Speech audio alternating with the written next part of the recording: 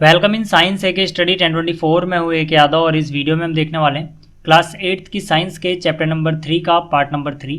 Chapter का नाम है सिंथेटिक फाइबर्स एंड प्लास्टिक्स। और इससे पिछली वीडियो में यानी प्रीवियस पार्ट में मैंने आपको ये 3 टॉपिक्स पढ़ाए थे, plastics, polymers and types of plastics. तो अगर आप इनके बारे में देखना चाहते हो वीडियो तो इसका लिंक आपको इस वीडियो के डिस्क्रिप्शन में मिल जाएगा, वहाँ से देख सकते हो। और इसके अलावा इस वीडियो में हम जो पढ़ने वाले हैं उसकी बात कर लेते हैं। तो यहाँ पे हम पढ़ेंगे मेनली ये 3 टॉपिक्स। पहला है plastics as material of choice, दूसरा है कैरेक्टरिस्टिक प्रॉपर्टीज ऑफ प्लास्टिक्स और तीसरा है some more uses of plastics. ठीक है, तो ये हम पढ़ेंगे इस पार्ट में। और पिछले जितने भी पार्ट्स हैं, जितने भी चैप्टर्स मैंने अपलोड किए हैं, चाहे वो मैथ्स के हों या फिर वो साइंस की वीडियोस हों, उन सभी का लिंक आपको इस वीडियो के डिस्क्रिप्शन में मिल जाएगा। और अगर आप मैथ्स वाले चैनल पर विजिट करना चाहते हो तो उसका नाम है AK स्टडी 1024। इस चैनल पर जब आप जाओगे तो यहाँ पर जो प्लेलिस्ट वाला सेक्शन है, यहाँ पर आपको क्लास 8th की मैथ्स की प्लेलिस्ट मिल जाएंगी चैप्टर वाइज, तो आप वहाँ से देख सकते हो। तो शुरू करते हैं इस वीडियो को। यहाँ पर देखो, जो पहला टॉपिक हमारा है वो है plastics as materials of choice. इसका क्या मतलब हो गया? इसका मतलब हो गया कि जो प्लास्टिक से हम बहुत सारे मटेरियल बनाते हैं जो हमारी चॉइस के हैं, जिनको हम डेली लाइफ में यूज़ करते हैं, उसके बारे में यहाँ पे हम स्टडी करेंगे। देखो, इस वीडियो में मैं आपको सिर्फ प्लास्टिक्स और उनके यूजेस के बारे में बताऊंगा, उनसे होने वाले नुकसान, क्योंकि प्लास्टिक के बहुत से नुकसान भी हैं, तो नुकसान वगैरह हम देखेंगे अगली वीडियो में। यहाँ पर मैं सिर्फ आपको फ़ायदे बताऊँगा और यूजेस बताऊँगा प्लास्टिक्स के। ठीक, तो यहाँ पर देखो, ये एक NCERT से पैराग्राफ लिखा है मैंने। इसमें लिखा हुआ है plastic containers are most convenient for storing a food item, water, milk, pickles, dry food etcetera. मतलब जो प्लास्टिक से बने हुए कंटेनर्स होते हैं या बर्तन होते हैं, जैसे कि टिफ़िन हो गया, बोतल हो गया या प्लास्टिक की थैलियाँ हो गई, ये सब ज़्यादा कन्वीनियंट रहते हैं, सुविधाजनक रहते हैं फूड को स्टोर करने में, वाटर को स्टोर करने में या फिर मिल्क, अचार वगैरह को भी स्टोर करने के लिए। ठीक है, ऐसा क्यों होता है? This is because of their light weight, lower price, good strength and easy handling. ठीक है, क्योंकि जो प्लास्टिक होते हैं उनका वेट जो होता है वो बहुत कम होता है, बहुत हल्के होते हैं, इनका प्राइस बहुत कम होता है। ठीक है, इनकी स्ट्रेंथ बहुत ज़्यादा होती है और इनको आसानी से हैंडल किया जा सकता है, जो भी प्लास्टिक के बने हुए सामान हैं। इसीलिए आजकल हम बहुत ज़्यादा यूज़ करते हैं। बहुत सारे मटेरियल जो हमारी चॉइस के हैं, हमारी पसंद के हैं, वो प्लास्टिक से बने होते हैं। इनके बहुत से नुकसान भी हैं, जैसे कि मैंने कहा, नुकसान के बारे में हम इस वीडियो में नहीं पढ़ेंगे, वो किसी और वीडियो में देखेंगे। ठीक, तो इतना समझ में आ गया। इसके बाद एक और पैराग्राफ मैंने आपके NCERT से ही लिया है। इसमें लिखा है being lighter as compare to metals, plastics are used in cars, aircraft and spacecraft too. ठीक है, मतलब कि जो प्लास्टिक है बहुत ज़्यादा हल्का होता है मेटल से, इसीलिए बहुत से पार्ट्स जो कार के हैं वो प्लास्टिक के बनाए जाते हैं। ठीक है, एरोप्लेन के या फिर रॉकेट वगैरह के कुछ पार्ट्स भी प्लास्टिक के बनाए जाते हैं। अब मैं ये नहीं कह रहा कि पूरी की पूरी कार या पूरा का पूरा हवाई जहाज़ प्लास्टिक से बना है, ऐसा नहीं है, लेकिन बहुत से इनके जो पार्ट्स हैं वो प्लास्टिक के बने होते हैं। मेरे कहने का ये मतलब है। ठीक है, तो आपको ये भी समझ में आ गया होगा। तो इसका मतलब क्या है? इसका मतलब है कि एक एंडलेस लिस्ट है हमारे पास, यानी कि बहुत सारे सामान को हम यूज़ करते हैं जो प्लास्टिक से बने होते हैं। ठीक है ना, चाहे आप बात कर लो स्लीपर्स की, फर्नीचर की या फिर डेकोरेशन के पीसीस की। ठीक है, तो ये सब बहुत सारी चीज़ें हैं जो हम यूज़ करते हैं और वो प्लास्टिक की बनी होती हैं। तो इतना आपको समझ में आ गया होगा। अब इसके बाद जो हमारा अगला टॉपिक है जो हमें पढ़ना है वो है कैरेक्टरिस्टिक प्रॉपर्टीज़ ऑफ प्लास्टिक्स। ठीक है, प्लास्टिक्स की क्या क्या खास बातें होती हैं, क्या क्या गुण होते हैं, वो हम पढ़ने वाले हैं यहाँ पर। ठीक, तो यहाँ पर पहला है प्लास्टिक इज़ नॉन रिएक्टिव, मतलब जो प्लास्टिक होता है जल्दी रिएक्शन नहीं करता है, नॉन रिएक्टिव होता है। दूसरा है plastic is light, strong and durable, मतलब जो प्लास्टिक है या प्लास्टिक के बने हुए सामान हैं वो हल्के होते हैं, स्ट्रॉन्ग होते हैं और ड्यूरेबल होते हैं, यानी बहुत लंबे टाइम तक चलते हैं। ठीक, और तीसरा है प्लास्टिक्स आर पुअर कंडक्टर्स, जो प्लास्टिक के सामान है या प्लास्टिक है इनमें से इलेक्ट्रिसिटी या फिर टेम्परेचर का फ्लो नहीं होता है, तो ये पुअर कंडक्टर होते हैं, इलेक्ट्रिसिटी के भी और टेम्परेचर के भी। इस प्रॉपर्टी का भी यूज़ बहुत ज़्यादा किया जाता है। ठीक है, तो एक एक करके हम इन तीनों के बारे में सीखेंगे। पहले बात करते हैं plastic is a non reactive. ठीक, इसकी तो यहाँ पर देखो, जैसे कि मेटल के बने हुए सामान होते हैं, जैसे कि लोहे का बना हुआ सामान, मान लो लोहे की चाबी है, तो इसमें कुछ दिनों बाद जंग लग जाता है। ठीक, जब इनको हम खुले में छोड़ देते हैं मॉइस्चर और एयर में, तो ये लोहे का बना सामान जंग के कारण ख़राब हो जाता है, क्योंकि इस पर रस्ट लग जाता है। लेकिन जो प्लास्टिक की चीज़ें होती हैं, ठीक है, plastic do not react with water and air, they are not corroded easily. ठीक है, जो प्लास्टिक का सामान होता है, ठीक है, क्योंकि वो वाटर और एयर के साथ रिएक्ट नहीं करता, इसीलिए उसका कोरोजन नहीं होता। कोरोजन जो जंग का लगना है ये भी एक टाइप का कोरोजन होता है। बाकी मेटल्स में भी कोरोजन होता है, ठीक है, लेकिन जो प्लास्टिक है उसमें कोरोजन नहीं होता है। इसके बाद सेकेंड लाइन में यहाँ पे मैंने लिखा है that is why they are use to store various kinds of materials including many chemicals. ठीक है, इसीलिए जो प्लास्टिक वगैरह के सामान हैं उनमें हम अलग अलग तरह के मटेरियल को रख सकते हैं। यहाँ तक कि प्लास्टिक के बर्तनों में या फिर प्लास्टिक्स के कंटेनर में हम बहुत बार बहुत से केमिकल्स को भी रखते हैं।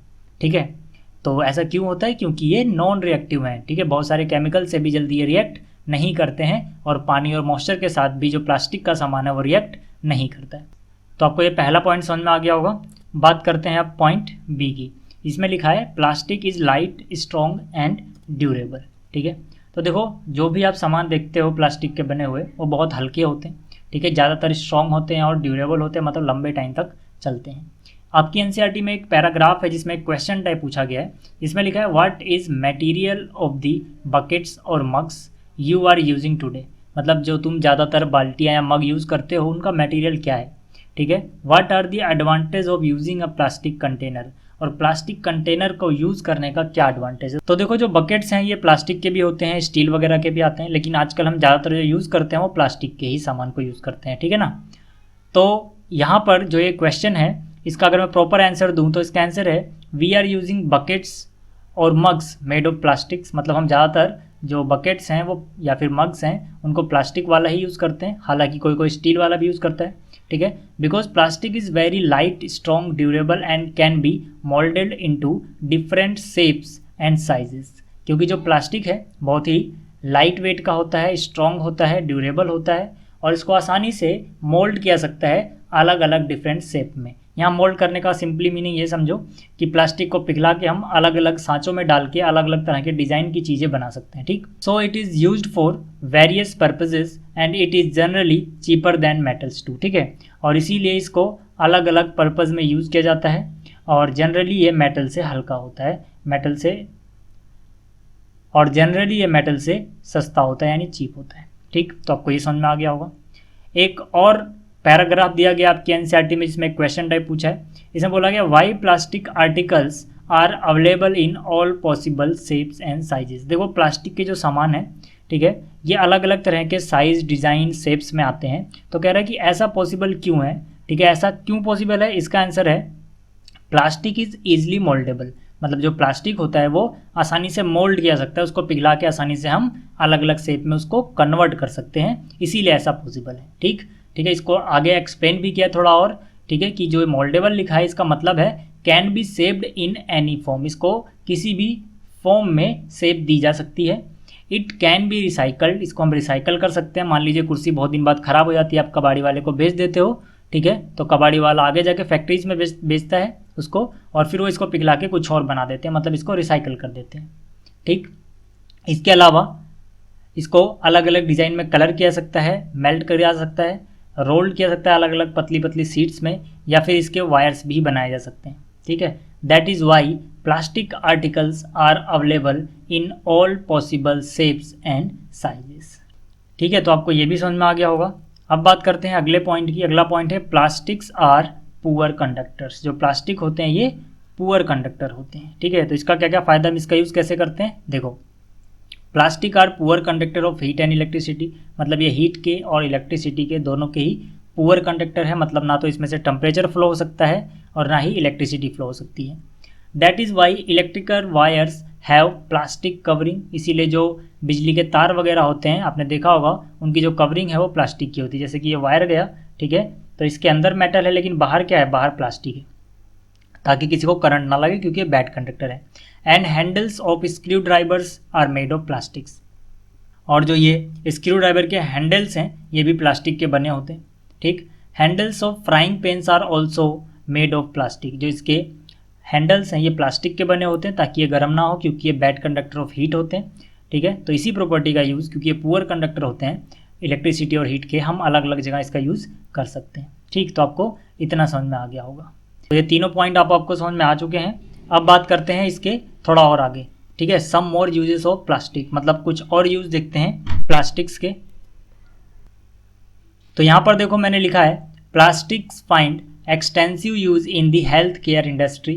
Some examples of their uses are the packaging of tablets, threads used for stitching wounds, syringes, doctor's gloves and number of medical instrument। मतलब जो प्लास्टिक है इसका एक बहुत बड़े पैमाने पर यूज होता है हेल्थ केयर इंडस्ट्री में, ठीक है, मेडिकल वगैरह में। ठीक है, इनके कुछ एग्जांपल्स हैं कि जो टैबलेट्स हैं उनकी जो पैकिंग होती है वो प्लास्टिक में होती है, ठीक है, प्लास्टिक का कवर होता है उनका। ठीक है, जो घाव लग जाती है, चोट लग जाती है, जो टाँके लगते हैं, ठीक है, स्टिचिंग होती है, ठीक है, उसमें भी प्लास्टिक का यूज़ होता है। ठीक है, डॉक्टर की जो सिरिंजेस होती हैं, ठीक है, जिसमें वो इंजेक्शन लगाते हैं सिरिंज की हेल्प से, वो भी प्लास्टिक की होती हैं। डॉक्टर के जो ग्लव्स होते हैं वो भी प्लास्टिक के होते हैं। और इसके अलावा बहुत से मेडिकल इंस्ट्रूमेंट हैं जो मेडिकल में यूज़ किए जाते हैं जो कि प्लास्टिक के बने होते हैं। तो मतलब जो प्लास्टिक है इसका बहुत बड़ा यूज़ होता है हेल्थ केयर इंडस्ट्री में। ठीक, ये आपको समझ में आ गया होगा पॉइंट। इसके बाद मैंने लिखा है special plastic cookware is used in microwave oven for cooking food. ठीक है, माइक्रोवेव ओवन जो होता है उसके अंदर बहुत से, देखो यहाँ पर ऐसे बर्तन आते हैं जो प्लास्टिक के बने होते हैं। ठीक है, ये लिखा हुआ है यहाँ पर। इसके बाद लिखा है in microwave ovens the heat cooks the food but does not affect the plastic vessel. ठीक है, यहाँ पर माइक्रोवेव ओवन जो होता है इसमें हम इस तरह के प्लास्टिक और बर्तनों का यूज़ करते हैं कि यहाँ पर जो हीट है वो खाना तो पका देती है, लेकिन जो ये प्लास्टिक है इनके ऊपर कोई असर नहीं होता। ठीक है ना, अलग अलग तरह के प्लास्टिक्स होते हैं, अलग अलग तरह की प्रॉपर्टीज़ होती हैं उनकी। ठीक है, तो आपको इतना समझ में आ गया होगा।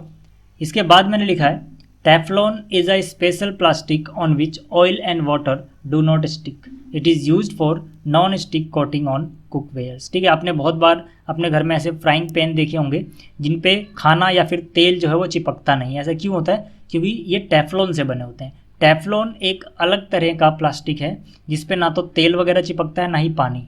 ठीक है, तो इनको हम बोलते हैं नॉन स्टिकी फ्राइंग पैन। तो जो ये फ्राइंग पैन होते हैं नॉन स्टिकी वाले, ये किससे बने होते हैं? टेफ्लॉन से। और टेफ्लॉन क्या है? एक तरह का प्लास्टिक है जिस पे ये सब चीज़ें चिपकती नहीं है। तो ये पॉइंट 3 भी आपको समझ में आ गया होगा। अब जो ये पॉइंट 4 है इसमें मैंने लिखा है फायर प्रूफ प्लास्टिक्स। ठीक है, कुछ ऐसे भी प्लास्टिक्स होते हैं जो फायर प्रूफ होते हैं। इसके आगे मैंने लिखा है ऑल दो synthetic fibre catches fire easily. हालांकि जो सिंथेटिक फाइबर्स होते हैं वो आसानी से आग पकड़ लेते हैं। It is interesting to know that the uniforms of firemen have coating of melamine plastic to make them flame resistance। लेकिन एक मेलामाइन नाम का प्लास्टिक होता है, आपको पता होना चाहिए, जो फायर होता है उसको रजिस्ट कर सकता है। फायर प्रूफ कपड़े जो होते हैं फायरमैन के वो इसी प्लास्टिक से बनाए जाते हैं। ठीक है, तो मतलब कि हमारे पास कुछ इस तरह के भी प्लास्टिक्स हैं जो फायर प्रूफ मटेरियल्स को बनाने के काम आते हैं। तो यहाँ पे आप देख सकते हो जो प्लास्टिक है इसके बहुत सारे यूजेस हैं हमारी डेली लाइफ में। ठीक, तो इस वीडियो में इतना ही। इसके नुकसान क्या है प्लास्टिक के वो हम देखेंगे अगली वीडियो में, और ये हमारे इन्वायरमेंट पे किस तरह से असर डालता है वो भी हम देखेंगे अगली वीडियो में। अगर आप ये पूरा चैप्टर देखना चाहते हो तो इसकी प्लेलिस्ट का लिंक आपको यहाँ पे मिल जाएगा। और अगर आप इस चैनल को सब्सक्राइब करना चाहते हो तो इस आइकन पर क्लिक करके आप इसको सब्सक्राइब कर सकते हो। Thanks for watching. जल्दी मिलते हैं अगली वीडियो में।